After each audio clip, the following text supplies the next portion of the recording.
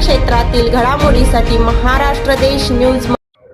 देशात गेल्या 3 महिन्यात सगळ्यात जास्त चर्चा झाली ती नीट परीक्षेची. आणि या नीट परीक्षेची जेव्हा फेरपरीक्षा झाली तिचा निकाल आज जाहीर झालाय. आणि देशात एकूणात 5वी, मुलींमध्ये देशामध्ये पहिली आणि राज्यामध्ये एकूण मुलांमध्ये पहिली आलेली श्रावणी कुदळे आपल्यावर आहे. आणि श्रावणी कुदळेला 720 पैकी 710 मार्क मिळालेले आहेत आणि ती राज्यामध्ये एकूणात पहिली आलेली आहे. खरं तर तिचं अभिनंदन. श्रावणी, तुझं अभिनंदन. कसं वाटतं या निकालाकडे पाहताना? खरंच खूप छान वाटतंय. म्हणजे मी एवढ्या 2-3 वर्षामध्ये जी सातत्यपूर्ण मेहनत केली त्याचा आता मला फळ मिळाल्यासारखं वाटतंय. नीटची फेरपरीक्षा झाली, पहिली परीक्षा झाली त्यावेळेस किती मार्क पडतील असं प्रिडिक्शन होतं? पहिल्या परीक्षेत माझा प्रेडिक्टेड स्कोर 715 होता. बरं. आता 710 येत. आता मला एक सांग, तसे 5 मार्क कमी झाले पण तू मुलींमध्ये पहिली आलीस, त्या 715 मध्ये तू पहिली आली असते असं तुला वाटतं? नाही, म्हणजे तो पेपर सोपा असल्यामुळे त्यात रँकिंगचं गॅरंटी नाही देऊ शकत. म्हणजे किती रँक आला असता त्याची सांगू नाही शकत. एवढा चांगला नसताच आला. पण देशामध्ये 5वी आलीस, मुलींमध्ये पहिली आली आणि तुझ्या चेहऱ्यावर फार आनंद दिसत नाही. नाही, आनंद आहे ना, फक्त अचानक झालेला आनंद नाहीये. मला हे थोडं प्रेडिक्टेड होतं की आपण येऊ शकतो म्हणून. म्हणजे स्टार्टिंग पासूनच अभ्यास करताना जसं जसं माझी लेवल वाढत गेली तसा कॉन्फिडन्स पण वाढत गेला. आणि आता एक्झाम झाल्यानंतर पण जे प्रेडिक्टेड स्कोर वगैरे बघून अंदाज होता की चांगला रँक येईल म्हणून. काय करायचंय पुढं आता MBBS झाल्यावर मग स्पेशलायझेशन करायचं. मग थोडं मला देशामध्ये कॉन्ट्रीब्युट करायचं, देश सेवेमध्ये. काय देशसेवेत कुठं? म्हणजेच रुग्णांना जास्त मला मोफत थोडी सेवा देता येईल. म्हणजे माझे स्किल जर चांगले असतील तर मी जास्तीत जास्त रुग्णांना जास्त चांगलं ट्रीट करू शकते. कुठं MBBS करायचं असं डोक्यात आहे? सध्या तरी एम्स दिल्ली. एम्स दिल्लीमध्ये. आणि देश सेवा करायची तर एक तर अलीकडं पेशंटला गिराईक संबोधण्याची प्रक्रिया सगळी सुरू असताना तुला देश सेवेचं म्हणजे तुझ्या वडिलांकडून हे आणि आईकडून अशा प्रकारचं काय त्याला म्हणायचं फॅड किंवा वेड लागलंय का?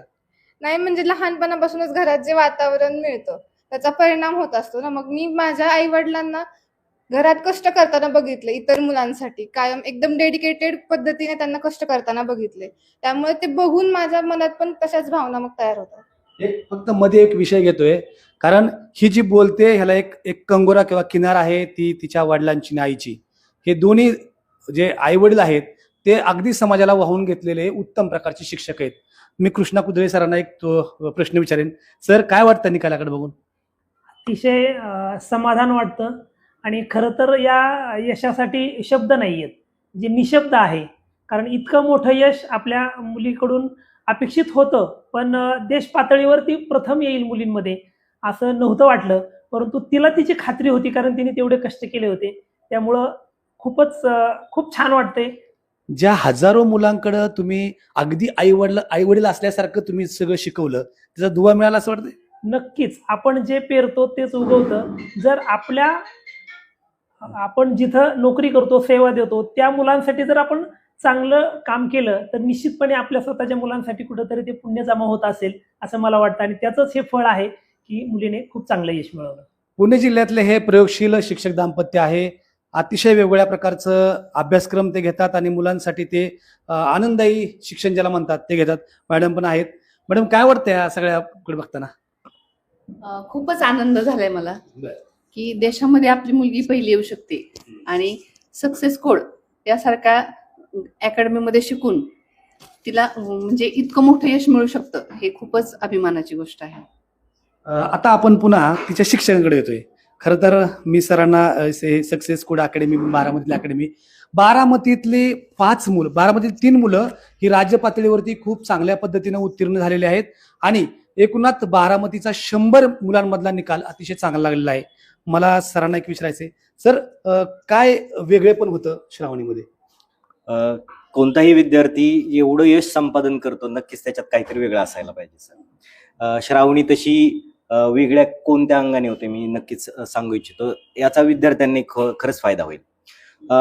विद्यार्थी म्हणून किती शांत आणि संयमी असायला पाहिजे आपण, हे खरं आम्हाला श्रावणीकडे बघून असं वाटतं की ते खूप आयडियल उदाहरण आहे.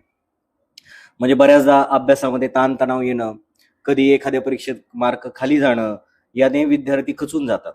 आणि मग ते काय होतं, त्यांचा संयम सुटला की मग वेगवेगळे प्रकार अभ्यासाचे चालू होतात, पण तिने तसं कधीच नाही केलं. तिने संयम ठेवला. प्रत्येक वेळी कोणतीही अडचण असेल तर ती 100% शिक्षकांकडे येणं, त्यांच्याकडून क्लिअर करून घेणं आणि आपला अभ्यास हा आपण स्वतः म्हणजे ज्याला सेल्फ स्टडी म्हणतो यानेच कसा इम्प्रूव्ह होईल याचा प्रयत्न करत राहणं, यात तिने कधीही चिकाटी सोडली नाही सर. मी त्या निमित्ताने एक प्रश्न आणखी एकदा विचारायचा आहे श्रावणीला, की तसा अभ्यास करायची? जेव्हा क्लासरूम लेक्चर असायचे तेव्हा 6 तास, म्हणजे ऍव्हरेज 6 तास. आणि सेल्फ स्टडी म्हणजे जेव्हा लेक्चर नसतील, पूर्ण वेळ सेल्फ स्टडी, तेव्हा 9 ते 10 तास. असं कधी वाटायचं खूप अभ्यास झाला जरा बसवर? हा, म्हणजे मधून अधून थोडाफार फील यायचा जास्त अभ्यास झाल्याचा, पण तेवढा पुरता ब्रेक घेतला की मग पुन्हा अभ्यासाला सुरुवात करायची.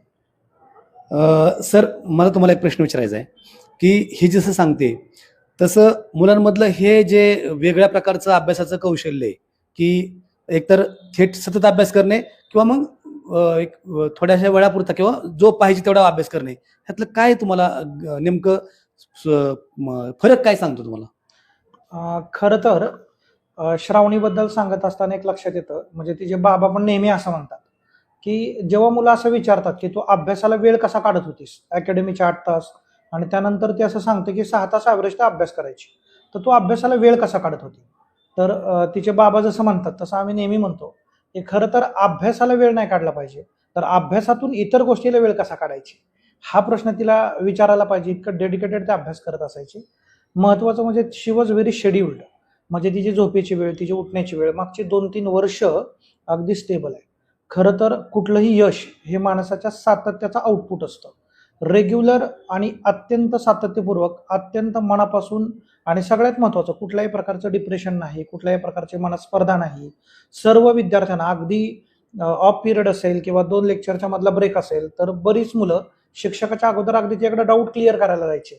एवढी ती फ्रेंडली होती. कधी कधी नंबर 1 होणं हे कधी कधी मित्र म्हणून थोडंसं अप्रोचेबल वाटत नाही, पण ती नंबर 1 जरी असली तरी ती सगळ्यांची लाडकी होती, कारण ती अत्यंत नम्र स्वभावाची मुलगी आहे. तर सतत आपल्या ध्येयावर लक्ष ठेवणं आणि नम्रता आणि चिकाटी ह्या गोष्टींमुळे मला असं वाटतं की तिला यश मिळालेलं आहे. नम्रता आणि चिकाटी या विषयावरती श्रावणीकडे शेवटचा एक प्रश्न, आई वडिलांकडून कोणते गुण घेतले यासाठी? कष्ट करत राहणं, म्हणजे सुरुवातीपासूनच मी त्यांना लहानपणापासून बघितलंय की ते त्यांच्या क्षेत्रामध्ये त्यांचं 100% देत आहेत. मग त्यांच्याकडे बघून मला हे शिकायला मिळालं की मी पण माझं 100% द्यायला पाहिजे. शुद्ध बीजापोटी हे फळे रसाळ गोमटी म्हणतात. सर, आजपर्यंत हजारो विद्यार्थी तुम्ही शिकवले, हजारो पिढ्याच, काही शेकडो पिढ्या तुम्ही हे केल्या. ह्या सगळ्या ह्याच्यामध्ये मुलांमधली आजची शैक्षणिक पद्धत आणि एकूणच सगळं जे बदलतंय याच्याबद्दल काय सांगता? आता बऱ्याचदा मुलं मोबाईल किंवा इलेक्ट्रॉनिक माध्यमांचा वापर पर्यायी म्हणून करतात. एखादी गोष्ट आपल्याला येत नसेल तर लगेच मोबाईलवर शोधा, गुगलवर शोधा, स्वतः प्रयत्न करत नाही. तर असं न करता त्यांनी खरं स्वतः करून पाहिलं पाहिजे. म्हणजे गणित असेल, फिजिक्स असेल, जे काही गोष्टी आहेत ते स्वतः करून बघितलं तरच तुम्ही त्याच्यामध्ये पुढे जाऊ शकता. आयती उत्तरं मिळवणं किंवा मोबाईलचा अतिवापर करून आपण आपली एकाग्रता त्यातून भंग पावते. आणि माझ्या मुलीनं नेमकं हेच केलं. तिने गेल्या 2-3 वर्षामध्ये अजिबात मोबाईलचा वापर केला नाही. समाज माध्यमापासून ती पूर्णपणे दूर राहिली आणि आमच्या घरामध्ये आम्ही टीव्हीचा अजिबात वापर करत नाही. त्यामुळे आमच्या घरामधलं वातावरण हे खूप हेल्दी, मैत्रीपूर्ण आणि अभ्यासाचं वातावरण आपोआपच होत गेलं आणि त्याच्या मुलांना अभ्यासामध्ये एकाग्र राहण्यामध्ये त्याची मदत झाली. थोडंसं एक गुण मिळता जुळता नाहीये.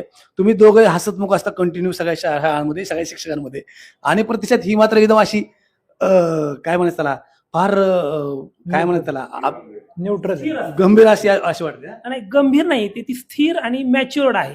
म्हणजे जरी ती शांत वाटली तरी पण ती ओव्हर एक्साइट होत नाही, अजिबात खूप रिॲक्ट होत नाही. ती खूप शांत असते. म्हणजे आनंदाचा प्रसंग असला तरी ती हुरळून जात नाही, दुःखाचा असला तरी ती खचून जात नाही. हे तिच्यामधलं एक खूप छान वैशिष्ट्य आहे जे आम्हाला सुद्धा शिकायला आवडतं. 10वीला आणि 12वीला किती मार्क होते? तिला 10वीला 96.80% होते आणि 12वीला 92.33% होते तिचे. आणि तिने ते खूप डेडिकेटेड अभ्यास करून ते मिळवलेले आहेत. तर हे होतं कुदळे कुटुंब. खरं तर खूप गोष्टी आहेत कुदळे कुटुंबाविषयी सांगण्यासारख्या, पण मुलीनं आता एवढं यश मिळवलंय की त्या यशाचा जो आनंदोत्सव आहे तो अख्ख्या बारामतीनं नाही तर महाराष्ट्रानं साजरा करावा अशा स्वरूपाची आहे. कारण आता ग्रामीण भागातही गुणवत्ता तेवढ्याच दर्जाची आहे हेच दाखवून देण्याचा प्रयत्न या विद्यार्थिनींनी केलेला आहे आणि या निमित्तानं बारामतीसारख्या ग्रामीण भागातून चांगल्या पद्धतीचे विद्यार्थी घडू शकतात हा देखील आत्मविश्वास नीटच्या फेरपरीक्षेतून दाखवून दिलेला आहे.